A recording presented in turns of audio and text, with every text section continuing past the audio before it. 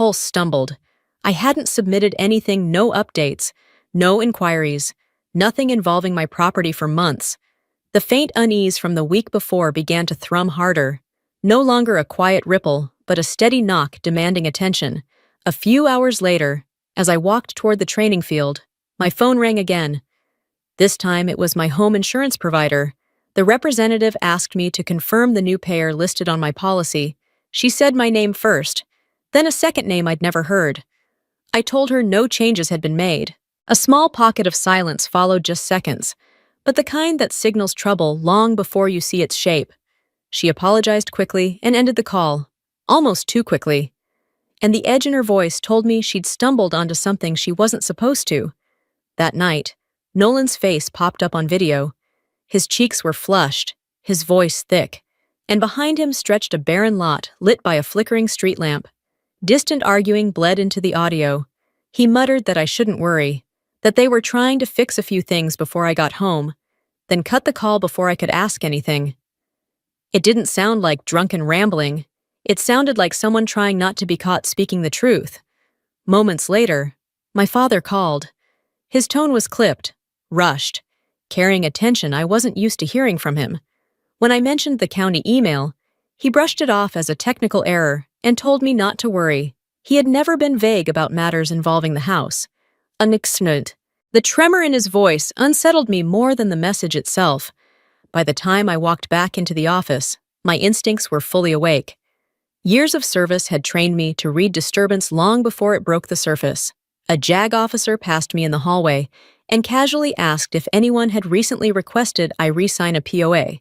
He mentioned scams targeting service members. The question hit like a cold blade slipping under my ribs. I hadn't signed anything. His timing was too precise to ignore. That was when the unease crystallized into a warning. The next morning brought the worst sign yet. An email from my utility company declared my account would be transferred to a new owner within 72 hours. I reread it 3 times. I had never authorized a transfer. Someone wasn't just poking around, they were moving pieces in my name. I called Nolan. He declined the call instantly. It was like someone yanked a curtain back, revealing a glimpse of something I wasn't meant to see. When I called my father, he answered after a long delay, sounding shaken. He insisted the utility company must be mistaken and told me to come home so he could explain. His voice cracked around the edges, a small fracture in whatever story he was trying to hold together. I checked my escrow account through my banking app. A faint message appeared. Update secondary signer initiated. My stomach dropped. No one had permission to sign anything on my behalf. No one. That was the breaking point. I requested leave immediately, not waiting for protocol or timing. By evening, I stood at the edge of the Coronado shoreline, watching waves slam against the rocks with relentless force. I knew I was heading back to Flagstaff sooner than planned, and this time, I wasn't announcing my return. If someone thought I wasn't looking, that was exactly how I would uncover what they'd done. Whatever was happening had already begun, and I was done ignoring it. By the time I reached the mountain roads leading into Flagstaff, the pale afternoon sun had thinned into long stripes slipping between the tall pines. For a moment, the familiar scenery steadied me the way it always had, but the calm shattered the second my neighborhood came into view. My breath caught, and my pulse stumbled. Something was wrong, so wrong that my foot lifted off the gas without me realizing. A silver SUV sat boldly in my driveway, angled like it was meant to stay. Patio lights hung from my porch railing, glowing as though a celebration had been planned. Laughter rose from the backyard, blending with the smell of barbecue drifting through the cold air. None of this belonged to me. None of it matched the house I had locked carefully before leaving. It felt like stepping into a version of my life where I no longer existed. As I walked closer, strangers filled my lawn, drinking and chatting as comfortably as if they owned the place. A small child sprinted past me, pulling his mother behind him as they disappeared through my back door. The jolt of it made my heart skip, the feeling sharp and disorienting. No one even questioned why I was there. A woman finally turned to me with a warm, oblivious smile and asked if I was the former owner. The words struck with the weight of a falling beam. Former. My chest tightened, my fingers numbed. Before I could respond, The door swung open and my father stepped out, holding a plate of grilled meat as if hosting a casual weekend cookout. Nolan leaned against the siding with a beer, a crooked grin flickering on his face. My father greeted me, but his tone held no welcome, only tension and a thin thread of warning. When I demanded to know what was happening, Nolan smirked and said the escrow office must have called me already, that I'd arrived just in time. I hadn't received a thing. I hadn't signed anything. A sharp ache knifed through me. As the truth settled in, they were treating me not as family, but as an obstacle they hoped would stay away longer. A couple approached then, apologetic and awkward. They said they were grateful I'd come home to finish the missing signatures, explaining that my father and brother had assured them everything was ready. I had never seen these people in my life. They described a video call from weeks before, where they heard my voice faintly in the background, never saw my face, only assumed it was me. It didn't take long to understand someone had used a partial voice recording or staged a conversation to fake my consent. Inside, the evidence of erasure surrounded me. The mailbox bore their name. The curtains were different. Even the rug I'd chosen myself was gone. This wasn't a rushed transition. This was intentional removal, scrubbing me out of my own home. I didn't scream. I didn't argue. I just looked at my father and my brother, trying to recognize them. The silence that settled between us said more than any confession. I had walked straight into the storm's core. I asked the buyers for their escrow documents. They hesitated, but eventually brought me a clear plastic folder. I opened it at the picnic table, the sounds of the party floating behind me like static. The first page sent a cold shock through me. My name sat above a digital signature that wasn't mine. The curves were wrong, the angle off. The buyers were stunned. They had been told the signature passed verification. The POA section was worse. My real signature from years ago sat beside a recent update marking my father as authorized to sign on my behalf. I had never signed any update. It felt like someone had broken into a part of my life I'd always considered safe and rewritten it to fit their needs. The VA loan pages were smudged, warped, scanned poorly. The very pages requiring proof of my presence were unreadable. It looked deliberate. The utility and insurance transfers had taken place 3 weeks earlier. Someone had been preparing for this long before today.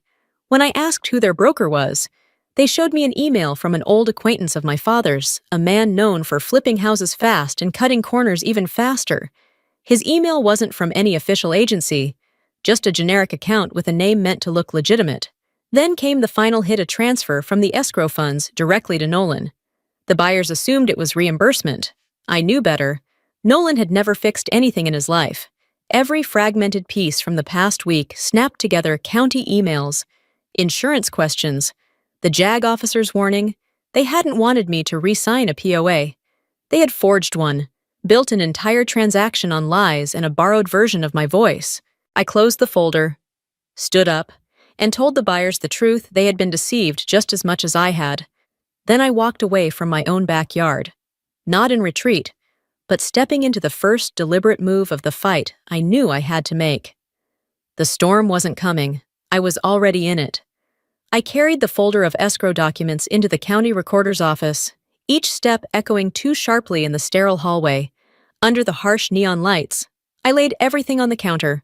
Ruth, the clerk with thin glasses and a sharper gaze, skimmed the first pages and immediately stiffened. She pointed to the verification line and said, "Ownership transfers like mine required in-person authentication. Mine had none." The words cracked something in me. Denial was no longer possible. She printed 2 POAs and placed them side by side. One was the document I had signed 5 years ago, authorizing my father only for utilities while I deployed. The other, dated 8 weeks earlier, carried a sloppy imitation of my signature. Ruth studied it and called it amateur forgery. Her tone chilled the air. It felt as if years of quiet trust were being stripped away line by line. I called Nolan. The first ring cut off. The second time, a man's voice, low, cold, unfamiliar, told him not to talk to me. A jolt ran down my spine. Someone else was involved, and not lightly. When I met with the buyers again, the husband pulled up their email chain with the broker. The address yavapai-property-ops@gmail was a fake domain missing any business signature. The truth was obvious. A sentence buried in the thread struck hardest: "Your sister has been gone a long time. So I can sign for her." Their sister, not his. Nolan had built the lie the entire scheme rested on. Scrolling further, I found the transfer escrow funds sent to an account labeled DB. Not my father. Not Nolan. A third participant. The fraud had branches far beyond what I had imagined. I sent photos to a JAG officer at Coronado. His call came fast. This wasn't civil anymore. It was federal fraud targeting active-duty personnel. Hearing that out loud hardened the reality until it felt like stone. Leaving the county building, I sat in my car as cold wind moved through the pines. They hadn't just tried to take my house, they'd gambled with the last of the trust I still carried for them. The next morning, I filed a formal report at the sheriff's office. The building smelled of old paper and burnt coffee. Deputy Parker read everything slowly, then said the word I'd been circling around: criminal. It weighed heavier than I expected. He checked their system. The broker had left Flagstaff 36 hours earlier. Nolan had ignored his summons.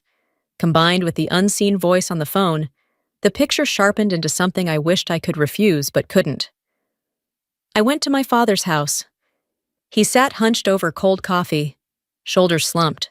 When he finally spoke, his voice was rough. Nolan hadn't just been irresponsible, he'd been threatened. My father said he believed I could survive losing the house, but Nolan couldn't. Old wounds I thought I'd buried split open again. He admitted they'd paid the broker extra to smooth the process. Not ignorance, not accident, a choice: walking out. I felt suspended between two worlds, the one still tied to them, and the one dragging me toward the truth alone. As I reached my car, the sheriff called. They had caught the broker in Prescott just before he fled the state. Relief hit at the same moment heartbreak did. Whatever illusions I'd held about my family had shattered completely. This wasn't just about a house. It was the moment the fracture finally surfaced, undeniable, unfixable, and real. 5 days later, I walked into the small conference room at the sheriff's office, a dim space so tight it felt like the walls were listening. My father sat with bruised-looking eyes. Nolan's hands trembled. The couple who tried to buy my house looked drained, and the broker handcuffed. Defeated kept his gaze fixed on the floor. No one spoke. There was nothing left to hide. When the broker was seated across from me, he cracked almost immediately. Seeing my uniform must have rattled whatever resolve he had left. He rushed to blame Nolan, saying he'd been told I agreed to sell, that he only pushed the paperwork through. His cowardice spread across the room like a cold draft. The buyers broke next. The wife cried behind her hand, saying they only wanted a safe home for their child. Her husband clung to her, both of them realizing they'd become collateral damage in a mess they never asked for. My father couldn't lift his eyes from the table. The sheriff read the findings: misused POA, forged B signature, invalid escrow, the broker's involvement, the money transferred to Nolan. Each word struck with the weight of a gavel. Then Nolan snapped, shouting that our father had done it to protect him from people he owed. I cut him off and asked when he'd ever cared about anyone else. Silence dropped like a stone. When the sheriff asked if I wanted charges filed against my father, I said I wanted the truth, not handcuffs, and when I walked outside into the cold Flagstaff air, I knew the worst part was still ahead. 5 days later, we sat around a round table in a closed conference room at the county courthouse. The air felt thick, the kind of heaviness that settles when too much truth is about to land at once. No one spoke. My father staring at the table, Nolan jittering beside him, the buyers tense, the escrow representative rigid, the deputy sheriff unreadable. The VA attorney finally broke the silence. He walked through the findings one by one. The POA was invalid for any property sale. The escrow was void because the veteran present requirement was bypassed, and several documents had been altered or poorly scanned in ways that suggested intentional fraud. The sale was officially canceled. The buyers would receive a full refund. Relief washed across their faces. The consequences came next. My father, as the signer of the misused POA, was financially liable. Nolan was identified as a direct beneficiary of the fraudulent transfer. In that moment, my father seemed to shrink, as if the weight of everything he'd tried to carry finally collapsed on him. Nolan broke down not out of guilt, but because he had run out of places to hide. The broker confessed fully and repeated the worst part my father had told him not to let me find out until everything was done. That truth landed like a new wound. The ruling returned the house to me and assigned penalties where they belonged. When it was over, my father whispered an apology, raw and unsteady. The new key pressed cold into my palm, and for the first time, it felt like something I truly owned. I returned to my house just after sunrise.